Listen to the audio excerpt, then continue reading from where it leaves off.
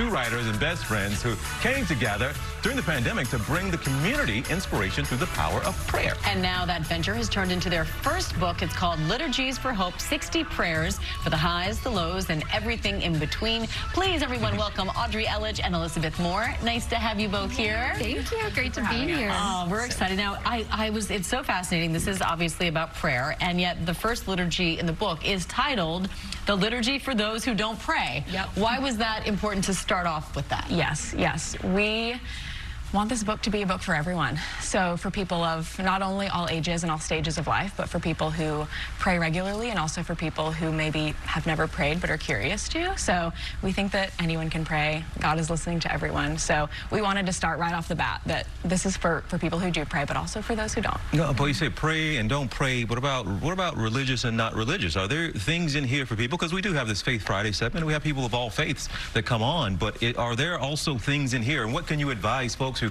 maybe, I'm not religious, this thing isn't really for me? Yes, absolutely. I would say, again, it's for everyone. And so the topics in that book range, they really just cover a range of different things that we think all humans experience. So there are different things like people worried for their physical health, people who feel butterflies around someone, people who are contemplating a breakup, people who are having trouble falling asleep. And so those are human experiences, and those truly transcend religion or faith, or even whether or not you call yourself a person who believes in God. Well, you know, if you've watched this segment, we always turn it over to our guests to give us a little inspiration heading into the weekend. So, Yes. Elizabeth, we'll start with you, and then you can follow. Great. Yeah. So ultimately, we want to remind people, ourselves included, that hope can be found in the darkest of places.